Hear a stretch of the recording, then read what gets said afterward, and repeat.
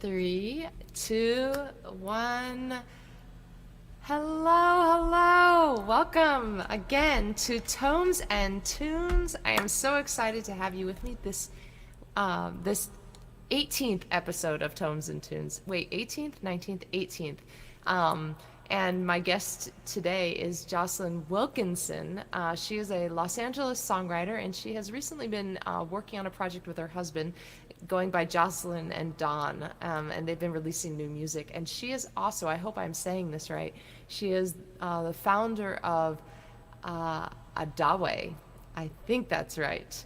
And it's well, she can tell you a little bit about the project, but I think it's West African influenced music. She'll correct me if I'm wrong. But this is the weekly Tomes and Tunes show where I talk with songwriters about books, one of our favorite topics, and also about songs, our other favorite topic. So thank you for joining me, and I'm going to go ahead and invite Joselyn in. Let's see here. And let me know if who's tuning into the show. Say hello in the chat box, and let's get Joselyn in here. Hello. Hi. Hi, how are you? I'm great. Did I say the name of the band correctly? You did. I was amazed. Without Really? a tutorial, you totally got it. We've been called many things. ADAAWE, ADAAWE, you know. But it's ADAAWE. It is, yeah. And I have been listening to a lot of ADAAWE recently in preparation to the show, along with the work that you've been doing with your husband, Joselyn and Don, your band name, but also your actual names. Yes. Very, very different kinds of music, those two projects. Very different. Yes, exactly. Can you tell us a little bit about the projects? Are they both currently happening, or is one on hiatus, or how is that happening? Well, ADAAWE wouldn't have been on hiatus, except that, we're in the middle of a pandemic. We can't sing together and we can't perform together, so we're on that hiatus by default. Everyone is still being very active individually. There are 7 core members and a couple long-running guest artists who we love, and we had to cancel a lot of summer concerts in the park and that kind of thing. Yeah. So hopefully next year we'll be back again strong. Yeah. Yeah. And you mentioned in the green room when we were just hanging out that you've been doing some Zoom music events, but I'm going to guess that you're not doing it with ADAAWE because the technology is not really there for a whole band to play together, right? Exactly. We had a couple concerts that we did in recent years past, we rebroadcast. So we got to intro those. One was for Ventura Music Festival. That was one that couldn't happen, so they played a video instead, and we got to do a Zoom intro for that. Yeah. And then something we did on the East Coast when we were touring a couple years ago, that got rebroadcast. So, like little things like that have been popping up. But again, we're just hoping to come back strong next year. With Dawn, luckily, we're in the same household, so we've had a lot of flexibility. We've gotten to do a few Zoom concerts. We work really closely with the Grand Annex, a wonderful venue in San Pedro, and we got to do a couple concerts with them. We did a song circle tribute to John Prine, which was really special, really wonderful. Yeah. So we played one of his songs and a couple of ours, with some other great artists taking part as well. And we did a concert for Arts Earth Partnership via Zoom as well, based in Venice, a collective. Yeah. And some other little things like that. We did a little concert right here for one of our single releases, and then we're going to do another one tomorrow. So tomorrow our record drops online everywhere. Yay. And Mama Bird is on that record, right? Yeah. Yeah. What's the name of the album itself? It's called Soar. Can you see it? It's kind of SOAR. Yes. I'm holding it close because it's like being glowing and quite see. I know. So yeah, it's Soar. And yeah, Mama Bird was the last single that we released, so we did a mini concert for that 3 months ago. and we'll do another one tomorrow night at 6 o'clock over here. You are busy. That's awesome. Well, keeping busy. So you and your husband have been together for a really long time, but playing music together, have you done it the whole time, or is that new? Well, we have, but in a completely different context. We did a lot of jamming, with people in our community. And Don's first instrument is the trumpet. So he did a lot of a collaboration with different groups in Venice and in just different parts of LA, sitting in on trumpet. He did his own trumpet led project a few years ago, and so we have a community of musician friends. We'd always be jamming. I play percussion as well, so sometimes the music we were doing together was percussion and trumpet. I was always writing music, usually on piano, and I did the last album I did was 10 years ago.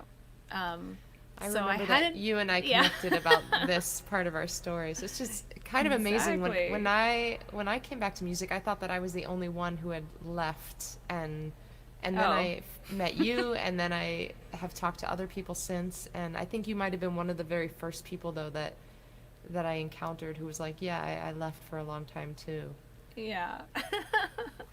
Well, I definitely left performing my own solo music, because when I used to do it at, really fun venues like the Temple Bar, which is now no more, in Santa Monica and other places in LA, I usually had a full band. And when you have kids and, you're trying to, make life work and earn money and everything, that's not always the affordable, proposition to, always have a full band. So we were looking for something sustainable that we could do that would really still do the music justice. So we decided just to do it together. And Don has always been a great guitarist, but he hadn't been playing for a while. So he kind of just fell in love again with guitar and really started developing and fleshing out these arrangements. I picked up ukulele, I guess it's like maybe 4 years ago now, and suddenly it's my primary instrument, which is really fun. I was like, I picked it up because I thought it was going to be easy. I was like, this will be way easier than guitar, because the guitar was always really hard for me because I'm weak.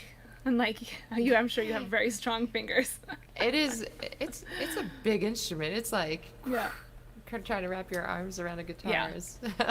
So even though like I play like djembe and all these drums, I'm still like, my hands are so weak. That's so I funny. pick up ukulele. I see you on the drums, and I think of you as like, this like powerful woman on the drum, and that's funny to hear you talk about. Well, just this, getting this finger strength. I was like, ukulele will be easier, right? So I picked that up, and was like, well, no, it's not really that easy if you want to play well. So I put my time in, and I really love it. It's fun. I play this tenor though, which has a bit of a richer sound, and we picked it because it really does sound like a small guitar. It's a Cordoba, so it's kind of anyway, I feel it really complements his Taylor guitar. They just sound like lovely duet partners. I love hearing about all of that, and you're making me think about last week I had Kate Klim on. She lives in Nashville, and she's a songwriter, and she also took she's taken a little bit of time away from music in those, raising small kid years. And although she has been playing the whole time, she just hasn't been performing. She didn't take as big of a break as you and I did. Although I think actually my break was different than yours, because I think you were still involved with music very heavily. I was, just not my original just not your material. Own. Yeah. But Kate and I were talking last week about women and how women, we don't. It's not talked about that much, about how women just sort of disappear off of the music circuit for a while when they're having kids. And now you're just making me think about, I don't know, just that I guess that trope of being young and being on the road, and maybe that, maybe in some ways it shouldn't be a trope, but maybe there's in some way, it's sort of like an argument to, yes, do it when you're young. If you are feeling the urge, you should get out there and do it, because you don't know how life is going to play out, how the road is going to go. Do it. Exactly. And also, I mean, there are definitely ways to continue doing it when you after you have kids. But Yeah, for sure. There's different expectations placed on us, and that we place on ourselves, probably most importantly, as Great far point. as what becomes optional or what is just part of what you're going to be doing no matter what, Yeah. and what you feel like you have a right to pursue and do is an interesting quandary that we get into. Yeah, what do you think you have a right to do? Yeah. We could It's unpack that for a while. right. So how did you then get back to your own material? What Well, was it? I was continuing to write all along and wanting to record. We had moved into this house a few years ago and said, okay, let's make a studio. So that having a physical place really was the bridge to doing the project. So this is used to be our garage, which was never really a working garage. It was always full of stuff. Yeah. So we made the investment to clear it out, get rid of the stuff, and create a home studio for ourselves. And at the time, we thought it was going to be a rehearsal studio, not necessarily a recording studio. We didn't want to be too dramatic with our goals. But then we ended up recording our whole album here. And so, there was a lot of limitations. We had a lot of great kind of vintage gear and just invested in bare bones interface and monitors and that kind of thing. But nothing terribly fancy, nothing terribly expensive. And those limitations, while they made things more difficult, they also forced us to be more creative, I would say. Yeah. So when you have this limited palette, you have to really make it work, Yeah, absolutely. Yeah. Yeah, there's a lot of creative freedom that comes within within constraints, which is an Yeah. interesting idea. Yeah. You kind of need something to push against, and it forces that pressure forces you to come up with something within those boundaries. Yes. I always, prefer going to a restaurant when I get to go to a restaurant, because not so much anymore. Yeah. But with a small menu, I don't like Yeah. all the choices. They make me crazy. I'm like, I don't know. Yeah, that pick me- New give Jersey me one thing. diners. Yeah, I can't do it. Like, just give me a salmon salad. But That's funny. I just need, like having just a more limited palette, then you can find a sound within that, Yeah. I feel like, and then we were able to enrich those basic acoustic duo textures with all kinds of fun things, including accordion and drums and horn sections and lots of fun touches. Well, it sounds great. What I've heard so far Thank is you. fantastic. Really loving the album. I Oh, want to thank give you. a hello to whoever is watching us. If you are tuning in, please give a shout out in our chat box so that we know that you're here. Let us know where you are coming from. And meanwhile, I'm going to ask you a very important question, Joselyn. Have you been reading anything lately? Okay, well, I have been reading the news a lot. I've been doing a lot of doom scrolling. Doom scrolling. Yeah. Here, I'm just sharing it. That's funny. I was so far behind with the sharing, but I have a girl crush on a 300-year-old lady named Maria Sibylla Marianne, who was a botanical illustrator and a scientist artist.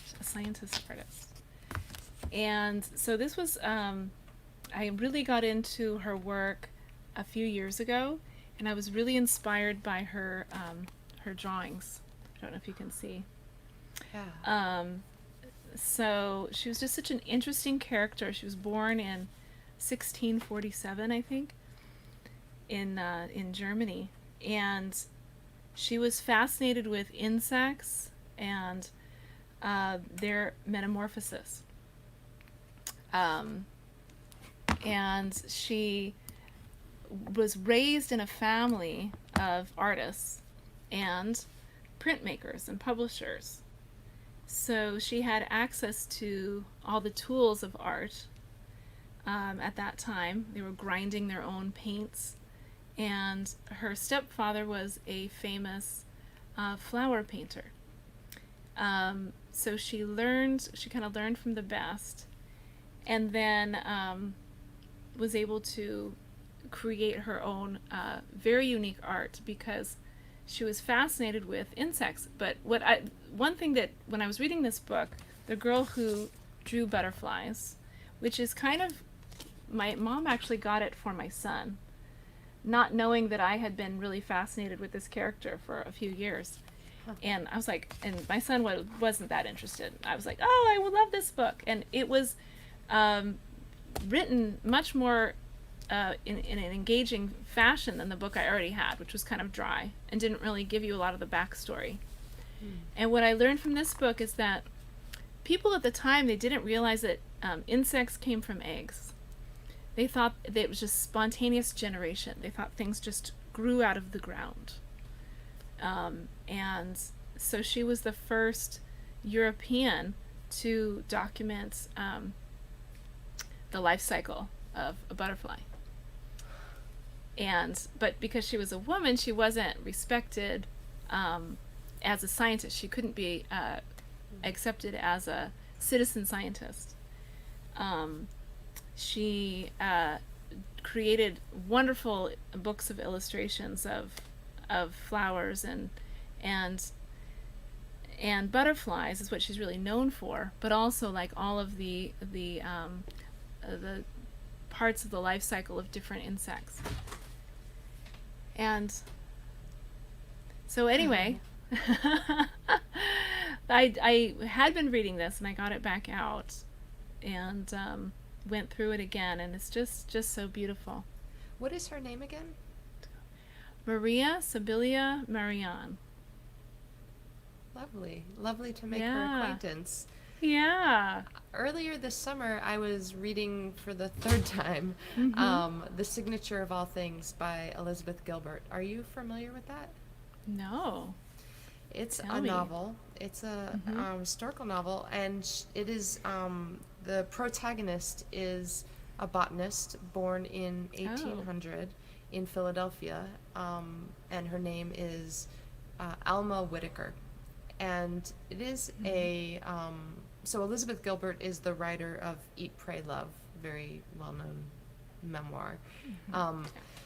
She is actually this book was magnificent. The Signature of All Things. It's epic in its scope.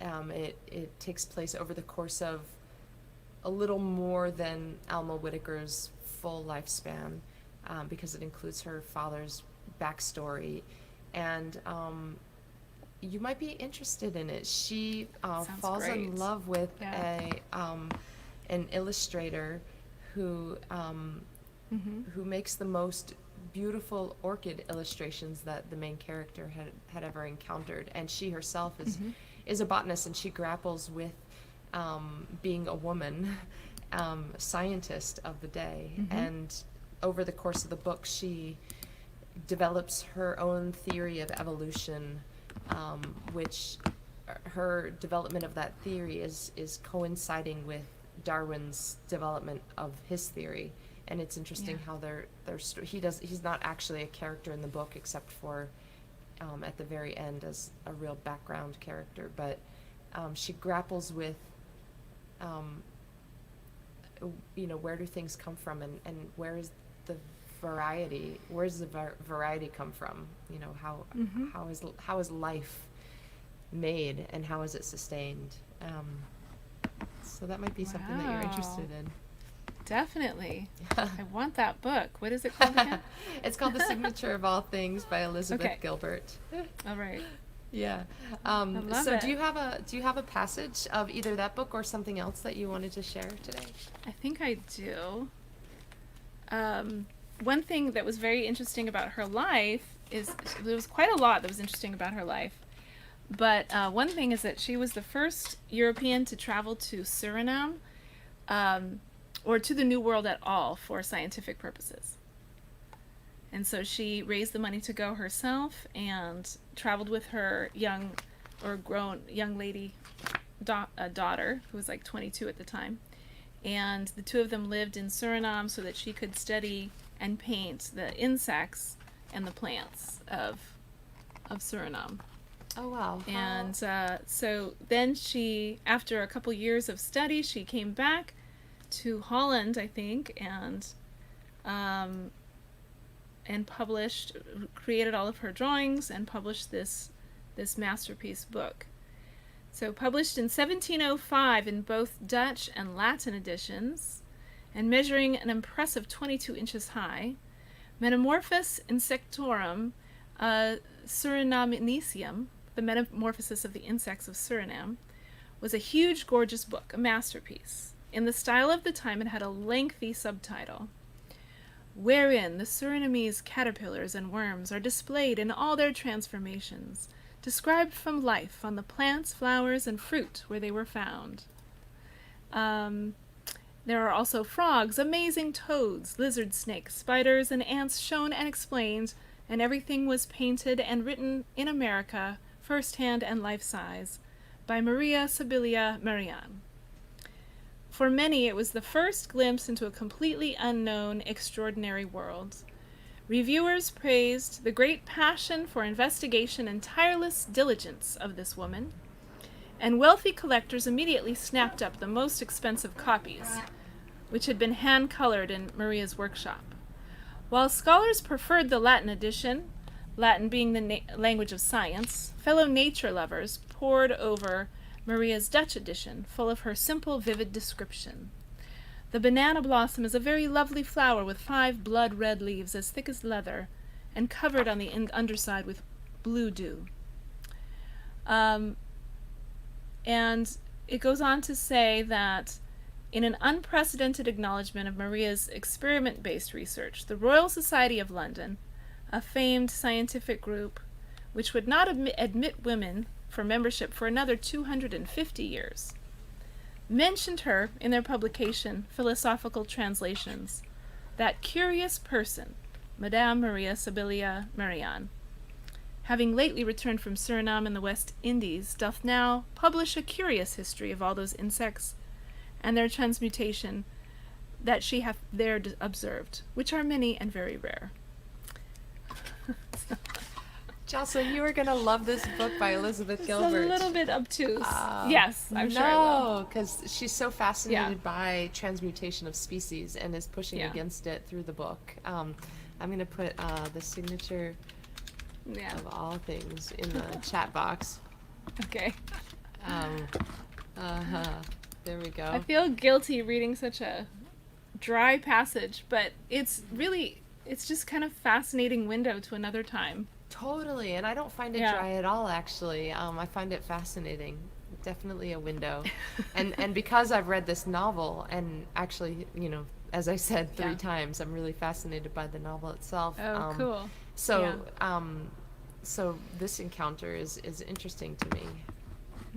Yeah, very cool. I have a poem that I wanted to share. I'm reading some very different books right now. I'm reading The Vanishing Half by Britt Bennett, which is magnificent. Really enjoying that. But I just started that yesterday or the day before, and so I want to wait another week before I share a little bit of that.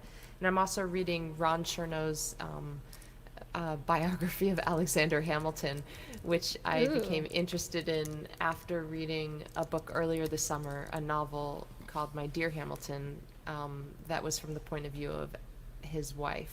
I don't even know how I encountered that book. Ooh, It's like outside cool. of my normal interest, but I got kind of, I've taken an interesting turn into American history, and actually been interested in it in part sparked by the protests of this past season, and so it's led other people to reading a lot of current cultural criticism. For me, it's led me to reading a lot of novels, actually, written by Okay. Black American authors, and then through that wanting to dig a little bit deeper into early American history and understanding the country's history with slavery and all of that stuff. Hi, Mark from Dallas. Thanks for saying hi. Nice to have you, as always. Anybody else, if you are here, please say hi in the chat, or if you catch this show, this conversation in the replay, please do put a comment in the chat box. So all of that stuff aside, I want to read a poem by Mary Oliver, who passed away a couple years ago, I believe 2 years ago maybe, although I'm terrible with these kinds of dates. Mary Oliver lived in Provincetown, Massachusetts for a long, long time, and I lived in Plymouth, Massachusetts, just before the beginning of Cape Cod, and Provincetown is the last town on the Cape, off the coast of Massachusetts. And I think that, first of all, she's a beloved poet for many, but for me, having lived so long in that area and being so, and when I lived in Plymouth, I lived in a cabin in the woods on the edge of a Ooh. pond. And so when she talks about the ponds and the natural world, which comes into her poetry all the time, I am transported back to my old cabin in the woods. So this is a poem of hers called The Ponds. And sometimes when I read poetry aloud, I repeat a couple of lines, and she does not have those repetitions in her poem itself. So just to say that. Hi, Susie. Nice to see you. Thanks for being here. So this is The Ponds by Mary Oliver. Every year the lilies are so perfect, I can hardly believe their lapped light crowding the black midsummer ponds. Nobody could count them all. Nobody could count all of them, the muskrats swimming among the pads, and the grasses can reach out their muscular arms and touch only so many that they are rife and wild. But what in this world is perfect? I bend closer and see how this one is clearly lopsided, and that one wears an orange blight, and this one is a glossy cheek half nibbled away, and that one is a slumped purse full of its own unstoppable decay. Still, what I want in my life is to be willing to be dazzled, to cast aside the weight of facts, and maybe even to float a little above this difficult world. I want to believe I am looking into the white fire of a great mystery. I want to believe that the imperfections are nothing, that the light is everything, that it is more than the sum of each flawed blossom rising and fading. And I do. And I didn't actually repeat any of her lines there, but the part that I've been thinking about for a few weeks is when she says, what I want in my life is to be willing to be dazzled, to cast aside the weight of facts, and maybe even to float a little above this difficult world. And in particular, the part that I think about even more than that whole line is when she says, what I want in my life is to be willing to be dazzled. And I just love that she doesn't say, what I want in this life is to be dazzled. She says that she wants to be willing to be dazzled. And I feel that that idea puts all of the responsibility on each of us rather than the world, right? The world may or may not be dazzling, but that's not what she's asking of the world. She's saying that she hopes to be willing to be dazzled. And I think that just that willingness, when we are, reveals the dazzling of these individual lilies on the edge of a pond, or the light, or the muskrats. Mm-hmm. Wow. And it's funny, as I was reading that and then realizing, oh, it's actually really fitting that she's talking about these flower petals and what you have just shared of your book. Yeah. Yeah, that connection with the natural world is really, really what drives both of those passages. Yeah, absolutely. And the music that we've been making. So many of my songs, they have just a deep connection with nature. So that was another reason that I chose this book, and also because I've stolen several of her paintings as like background material for my website and lyric booklet. Interesting. Yeah. So what is overblown? what is your connection with the natural world, and how are you staying connected with it now?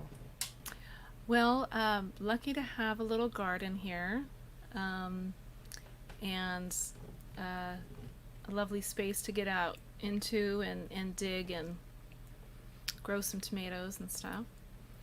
I grew up in Montana, and we visit a couple times a year, but I do miss just being able to just escape to the mountains whenever I want. I'm jealous of all my family members who are able to do that every day. And so I grew up feeling very connected to nature and just kind of being in it all the time, which is a little harder to do here in LA, especially these days. So, you know, whenever the fire season comes, it hits me, like, I take it very personally.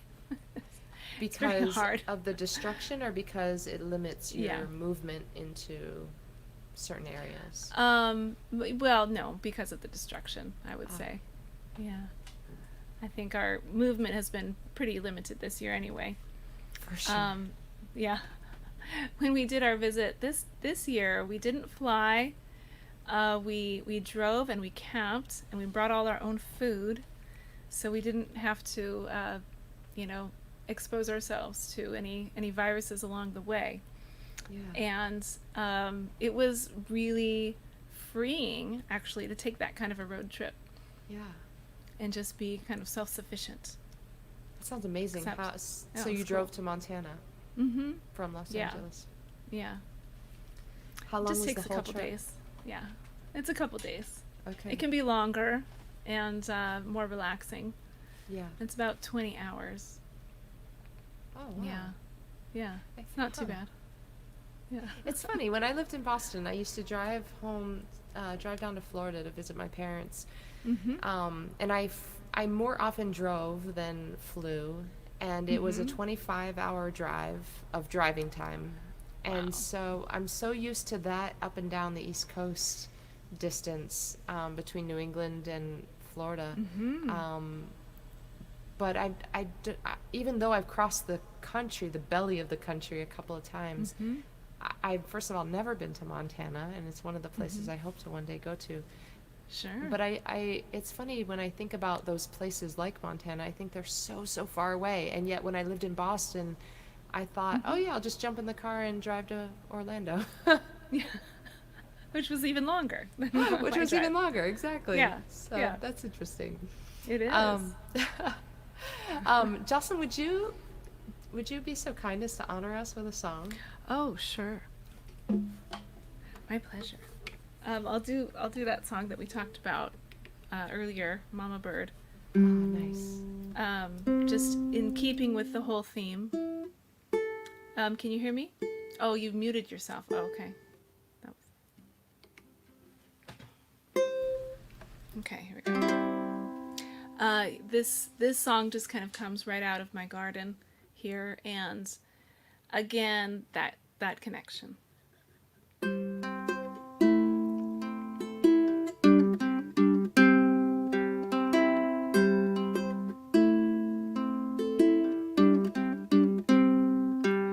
Mama bird, bird, bird, where will you go? Mama bird, bird, bird, hear you singing so low. Your babies are crying, so is the sky. Mama bird never needs to ask why. Mama bird, bird, where will you go? Mama bird, bird, bird, and he is singing so low.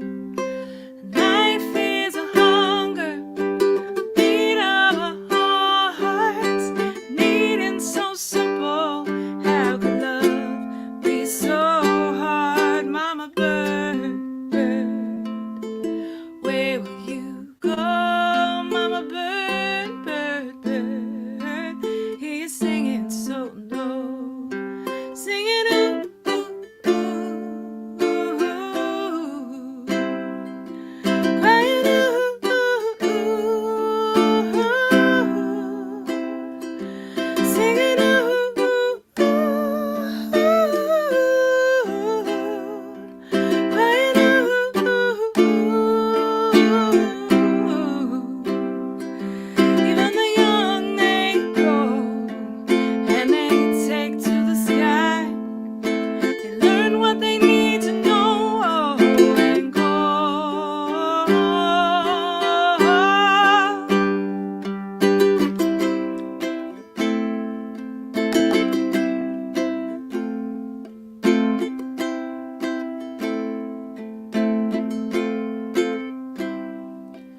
Mama bird, bird, bird, your babes have all flown. Here in my garden, you still have a home. Crying ooh, ooh, ooh, ooh, singing ooh, ooh, ooh, crying ooh, ooh, ooh, singing ooh, ooh,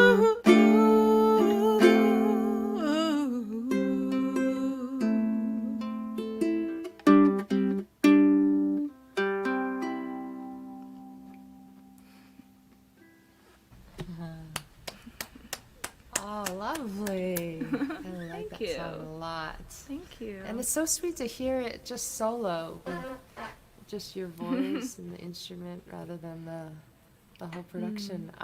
Thanks. So where did that song come from? When did what was your impulse to write it? Well, I had a bird build a nest in my garden shed. In the wall, there was a little hole, and she was raising some babies in there, which was really sweet, except that every time I went out to get a shovel, she would like attack me. But which was kind of funny. After the season was over and her babies had flown away, it just came to me one day. It was just this very sweet little song, and it just reminded me that whether we're human or animal, we go through the same things. Our babies leave the nest, and we have the struggle between finding food and flying. To put it in those terms of survival and transcendence. So that's kind of what that song means to me. Just finding that balance. The choice between survival and transcendence is an interesting idea. I've never Yeah. thought of them as juxtaposed before. Well, it's probably better that when they're not, right? Yeah, yeah. When we can, find joy in all of our day-to-day tasks and work and Yeah. feel transcendent while we're cooking dinner and all of that. Yeah. That To would be be willing the to be best. dazzled. Yes, absolutely. To bring it back to that. Yes. I thought I would play this song, which Yeah. is from my new release from this summer, and this was sort of the song that Yay. brought me back to music. But as I was Yeah. thinking about you coming onto the show, I was thinking about the first time we met and our conversation about how we had both taken a break from music and both were in the middle of recording our projects that now, as of tomorrow anyway, we will both have those projects out in the world. And also it's interesting in this conversation, you mentioned that your garage, you mentioned how just having a space is what led to starting to create new stuff, new music, new art. And that's, before I built this shed, which is where I am right now, Cool. I always thought it was the other way around, that I should be able to create anywhere. I had this idea that if I was a true artist, if I was truly meant to do whatever it was, that I should be able to do it under any circumstance. And I think that is true to an extent. However, I also think that some settings can help the creative process more, right? Rather than just like under duress, I have to write this song, and so I'll do it despite the circumstances. To actually create a space in the garage or build a shed behind the garage is in my case. So that idea of space and first building it a room of her own and then being able to write. So this song was the first song that I wrote in this space when I first built it, and it's about that reckoning of what kind of life am I living? Am I aligned with what I want to be doing? Yeah.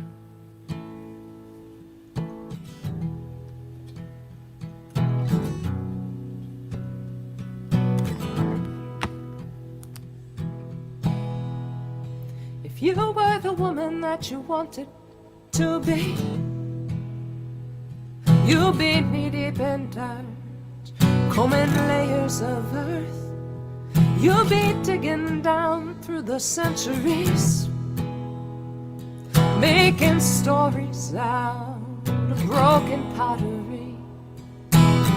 But you settled down and married young. Now you're looking in the mirror at the woman you've become. And what do you do with someone else's dream, or someone else's life, or someone's heart, back in someone else's dream? If you were the woman that you wanted to be, you'll be skidding out the lane before the screen door hits the frame. You'll be steering straight to land you never knew. Buried temples and gods shaking off your facade. But what kind of woman breaks a decent home? And how do you know if you can make it on your own? What do you do with someone else's dream, or someone else's life, or someone's heart? And what can you say when you are caught between who you are and who you thought you'd be?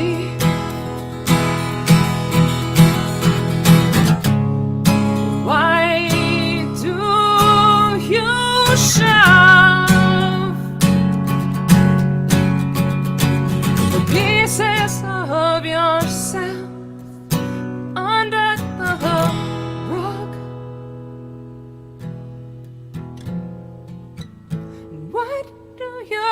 you with someone else's dream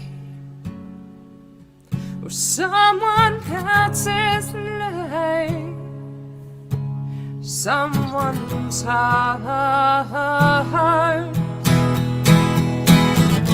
What can you say when you are caught between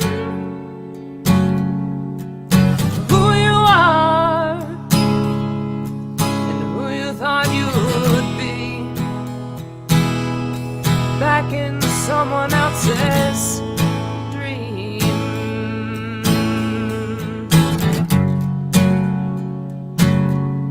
or someone else's dream.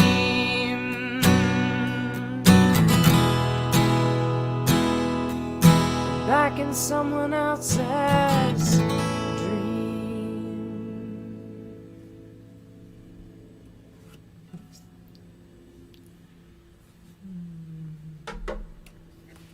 So beautiful. Wow. Thank you. So powerful. Thank you. Great song. Yeah, you know, it's funny sometimes when you write a song and then the song starts talking back to you. And I was not planning on recording an album. I wasn't planning on returning back to my own work. And when I wrote that song, it started talking back to me and asking me the questions that I was asking in the song, and saying, you know, what are you doing? Is this your dream of your life that you're living right now, or you know, whose is it? Whose story is this? And that song led to another, and really led to you and I meeting. Yeah. Was that just a year ago? I think it was Yes. in October, and so much has changed in this in our lives musically, and also in the world for sure. Yeah. So, Joselyn, thank you so amazing. much for joining me today on Tomes and Tunes. Thank you all for listening in. I have one more question for you before we say goodbye, and that is, do you have any live shows coming up? I think you mentioned something happening tomorrow in honor of your album release. Yes, so tomorrow at 6 o'clock, that'll be on our Facebook Live page, Joselyn and Dawn. Joselyn and Dawn. And yeah, I can write it over here in the Facebook. And we'll be doing a short set, and we'll be sharing some live tunes, and we'll be talking to our audience and having some fun. So it's going to be streaming everywhere. It'll be on Spotify as well, the new album, and iTunes and all of that. And we have it on our website as a limited edition physical CD. When people buy the CD, they'll get an album download as well. So, Awesome. yeah, it was fun. We wanted to do a product this time, even though, Yeah. you know, not everybody is still popping CDs into their car. Yeah, I hear you. I also did. So, yeah. yeah. Okay, good. And that's something I've been streaming your music a ton, Thank you. but I don't have your product, your CD, so we'll have to do a trade. We'll do a swap. Okay, good. I love it. Okay, you stay right there, and I am just gonna say thank you to you, and then thank you to everybody for joining us for Tomes and Tunes. This was episode 18, which is just mind-blowing. 18 weeks, every single Thursday have been doing this. First it was on Instagram, so if you're wondering where those first, I think, 7 episodes are, they're over on my IGTV, my Instagram page. And then the rest of them are all on YouTube and Facebook. If you want to see the archives, you can find them on Facebook, Arielle Silver Music, or on my Arielle Silver YouTube channel. And next week, I am very excited to have, for episode 19, Marty Axelrod.